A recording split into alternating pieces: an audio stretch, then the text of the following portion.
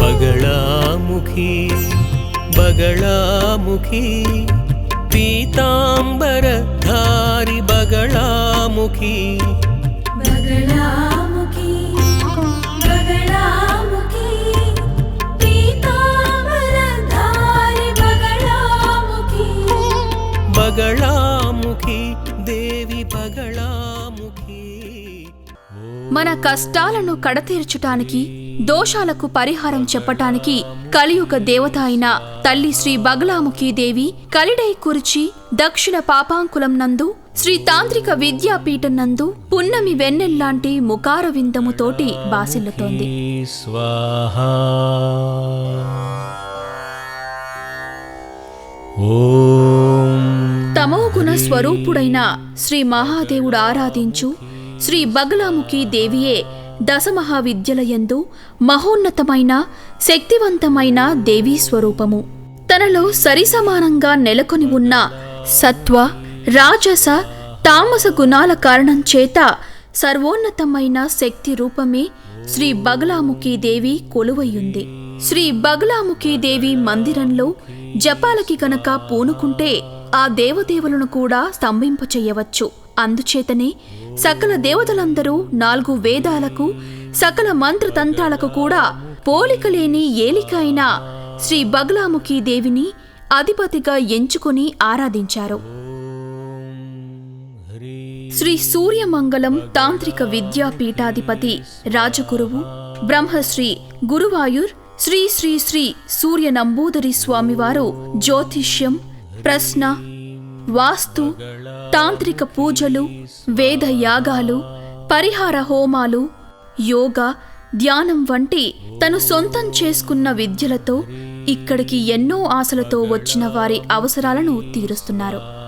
తల్లి తన బిడ్డల చెయ్యి పట్టుకుని మంచి మార్గంలో నడిపించు రీతిగా సకల దోషాలను తొలగించి మనల్ని మంచి మార్గంలో నడిపిస్తూ మనకు అవసరమైన సౌభాగ్యాలను శ్రీ బగలాముఖి కరుణతో అందించే మార్గం చూపుతున్నారు. జై జగత్మాత దేవి బగలాముఖి. ఓం హ్రీం బగలాముఖి వరదే సర్వసౌభాగ్యప్రదాయిని సమస్త భక్తానాం సర్వాభీష్టం సాధయ సాధయ హ్రీం ఓం స్వాహ. వేదాలు ఉన్న కాలం నుంచి కూడా జ్యోతిష్యం ఉంది. ఎందుకనగా వేదాలలో జ్యోతిష్యం ఉంది. వేదాలకు కన్ను అనే జ్యోతిష్యం గురించి చెప్తూ ఉంటారు. అదేమిటంటే మన శరీరంలో, మనుషుల శరీరంలో కళ్లకు ఎంతటి ప్రాముఖ్యత ఉందో అదేవిధంగా వేద శాస్త్రాల యందు ఈ జ్యోతిష్యానికి ముఖ్యమైన స్థానం ఉంది. కళ్ళు లేకపోతే మనకెంత కష్టం. మనం దేనిని చూడలేం, ఈ ప్రపంచాన్ని మనం గ్రహించలేం. పంచేంద్రియాలలో చాలా ముఖ్యమైనది కన్ను. అంటే జ్యోతిష్యమనే శాస్త్రమే లేకపోతే వేదాలకు విలువే లేదు. అటువంటి జ్యోతిష్య శాస్త్రాన్ని మన ఆచార్యవర్యులు చాలామంది అవహేళన చేస్తున్నారు, అవమానపరుస్తున్నారని అర్థం. నా ఉద్దేశంలో అందుకు ఓ కారణం ఉంటుంది. ఆచార్యుల్లో 99% ఆచార్యవర్యులు ఆత్మలకు ట్రీట్మెంట్ ఇచ్చేవాళ్ళు. అంటే ఏంటంటే, వివరంగా చెప్పాలి అంటే మరణానంతరం ఉన్నటువంటి మన ప్రాణమే ఈ ఆత్మ. ఆ ఆత్మను ఎక్కడికి పంపాలి, ఎలా పంపాలి? స్వర్గానిక, నరకానిక? నరకానికి పంపకుండా స్వర్గానికి పంపే మార్గాల గురించి వీళ్ళు చెప్తుంటారు. ఆ ఉద్దేశంతోనే అయ్యుంటుంది. అందుకే వాళ్ళు ఈ జ్యోతిష్శాస్త్రాన్ని పక్కన పెట్టేశారు. అయినప్పటికీ మన ఈ జీవితంలో రేపు భవిష్యత్తులో ఏం జరగబోతోంది, ఈ విషయం తెలుసుకోవాలని మనసులో ప్రతి ఒక్కరికీ ఉంటుంది కదా. ఇప్పుడు రేపు అనేది ఉంది అన్నది నిజం. ఆ నమ్మకంతోనే కదా మనందరం కూడా బ్రతుకుతుంటాం. అన్నీ సమకూర్చుకుంటారు కదా. ఇంకా చెప్పాలి అంటే రేపు వండబోయే కూరగాయల్ని కూడా ఇవాళ్లే కొనిపెట్టుకుంటూ ఉంటాం. ఎందుకు? ఇవి రేపటికి. రేపు అనేది ఉందనే నమ్మకం. నిజం. రేపు నాకు ఆకలిస్తుంది, అప్పుడు నేను భోంచేయాలి కదా, వండుకోవాలి కదా. అందుకనే అన్నింటినీ సమకూర్చుకుంటారు. అంటే రేపు మనకు ఏం జరగబోతోంది, అంటే మన ఫ్యూచర్ ఏంటి అది తెలుసుకోవాలంటే జ్యోతిష్ శాస్త్రం లేకుండా కుదరదు. దీనికి ఇదొక్క శాస్త్రమే ఉంది. ఆ తరువాత వేల కొద్దీ శాస్త్రాలు రావటం జరిగింది. రత్నాల కొరకు ఒక శాస్త్రం, న్యూమరాలజీ, జమాలజీ, అదేవిధంగా మరొకటేంటి, ఇలాంటివే చాలా చాలా శాస్త్రాలు వెలుగులోకి వచ్చాయి. కానీ వీటన్నింటిని కూడా జ్యోతిష్యాన్ని బేస్ చేసుకుని మనుషులు తయారు చేసినవే. అందుచేతనే వాటి ద్వారా ఎంతకాలం అదృష్టం నిలబడుతుందో ఏమిటో చెప్పటం సాధ్యం కాదు. కానీ జ్యోతిష్యం భూమి ఉన్నంతకాలం, భూమి మీద మనుషులు ఉన్నంతకాలం శాశ్వతంగా నిలబడే ఉంటుంది. దాని గురించి ఎవరైనా సరే ఎటువంటి సందేహాలు వ్యక్తపరిచినా సరే ఇది నిలబడే ఉంటుంది. అంటే మనిషి అనేవాడు మనన చేసుకునే స్వభావం కలవాడు. మనిషి అనే వాక్కుకు అర్థం మనన చేసుకునే స్వభావాన్ని, మనస్తత్వాన్ని కలిగినవాడు మనిషి అనే అర్థం. ఇది వేరే జీవరాశుల వేటిల్లోనూ మనకు కనపడదు. అటువంటి మనుషులకు ఈరోజు రేపు ఏం జరగబోతోందో తెలుసుకోవాలన్న జిజ్ఞాస ఉంటుంది, ఆలోచన ఉంటుంది. దానికున్న ఒకే ఒక మార్గం ఈ జ్యోతిష్యం. ఈ జ్యోతిష్యం తెలియని ఒక వ్యక్తి దగ్గర, మీకు తెలిసిన చాలామంది ఆచార్యులు ఉంటారు కదా. ఇప్పుడు మీకు ఒక ఎగ్జాంపుల్ చెప్తాను. మీ ఇంట్లో ఒక అమ్మాయి ఉందనుకోండి. మీరు మీ ఆచార్యుని దగ్గరికి వెళ్ళి అడుగుతారు, గురూజీ లేదా స్వామీజీ, మా అమ్మాయికి ఇంతవరకు పెళ్లి కుదరలేదు. అప్పుడు ఆయన ఏం చెప్తాడు? జరగదు అని మాత్రం చెప్పడు. త్వరలో జరుగుతుంది, తప్పకుండా జరుగుతుంది అంటాడు. అది ప్రతి ఒక్కరూ చెప్పే విషయమే, గుర్తుంచుకోండి. అందులో ఏ అర్థమూ ఉండదు. జరుగుతుంది. ఆ తరువాత ఓ 5 ఏళ్లాగి మళ్ళీ వెళ్ళి కలవండి, అప్పుడు మళ్ళీ అదే అంటాడు, జరుగుతుంది అని. 10 సంవత్సరాలాగి మళ్ళీ వెళ్ళి అడగండి, అప్పుడు అదే మాట అంటాడు, జరుగుతుంది అని. మన జీవితం చాలా చిన్నదండి. కళ్యాణం అనేది కామశాంతి చేయటానికే. అది మనం యవ్వనంలో ఉండగానే జరిపించాలి. ఆయనేమో జరుగుతుంది జరుగుతుంది అంటూ ఉంటాడు, మీరు కూడా అనుసరిస్తూ ఎప్పుడు ఎప్పుడు అని అడుగుతుంటారు.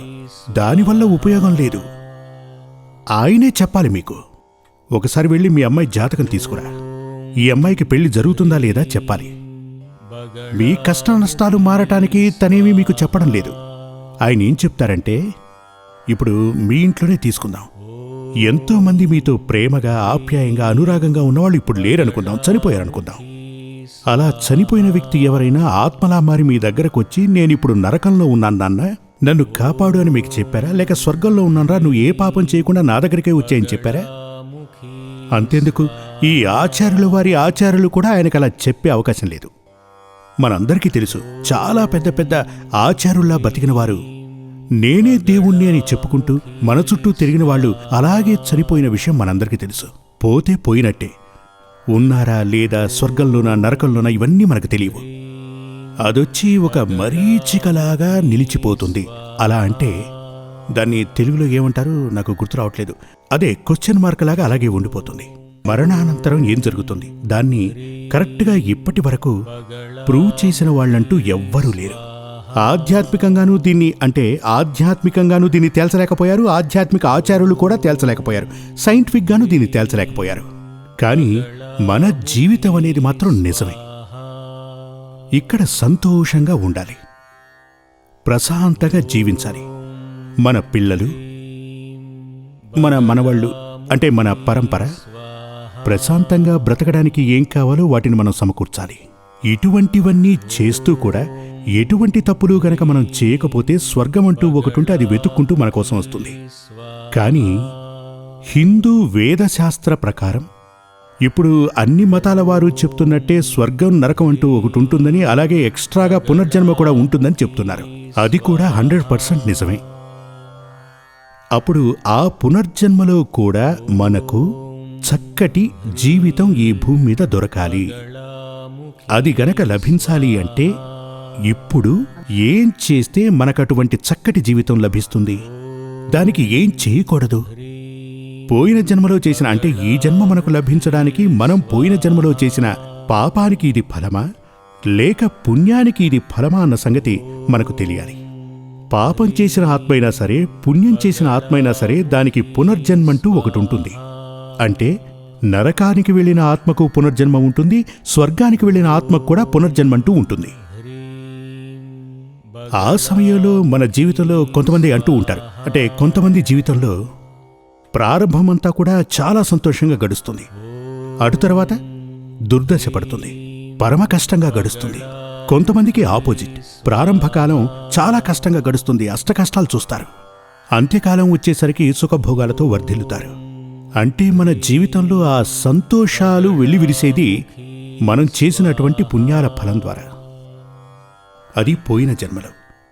కష్టాలు రావటానికి కారణం మనం చేసిన పాపాల ప్రతిఫలం. ఇప్పుడు ఈ కష్టాలనేవి పలు విధాలుగా వస్తూ ఉంటాయి. ఓ పెద్ద రోగం రూపేణా వస్తాయి. జీవితంలో సాధారణంగా మనకి ఒక నానుడి ఉంది, మీరు వినే ఉంటారు. మనకు సంతానంగా పుట్టేవారు ఎవరు అంటే పోయిన జన్మలో మనకు శత్రువులట. మీరు చూశారు కదా, మనలో చాలామంది తమకు పుట్టిన పిల్లల ద్వారా చాలా రకాల కష్టాలు అనుభవిస్తుంటారు.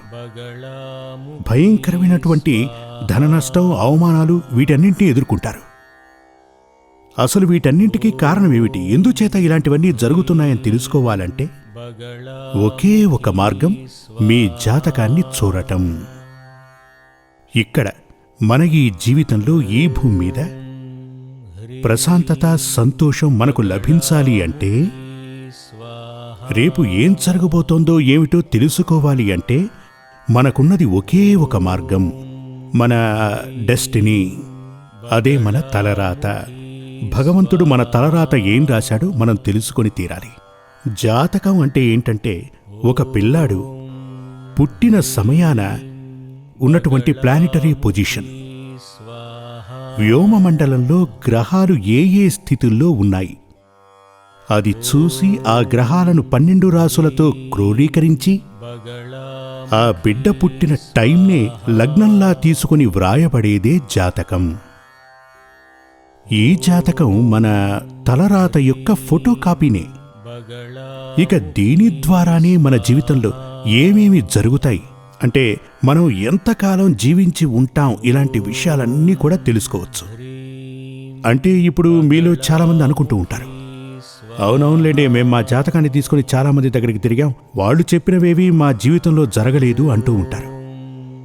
దానికి కారణం 2. ఒకటి, మీరు మీ జాతకం తీసుకెళ్లి చూపించిన ఆచార్యుడు, జ్యోతిష్కుడు ఎవరో, ఆయన శాస్త్రీయంగా దీన్ని చదివినవాడు అయ్యుండడు. లేదంటే మీరు పుట్టిన టైంని కరెక్ట్గా చూసుకొని మీరు జాతకాన్ని రాయించుకుని ఉండరు.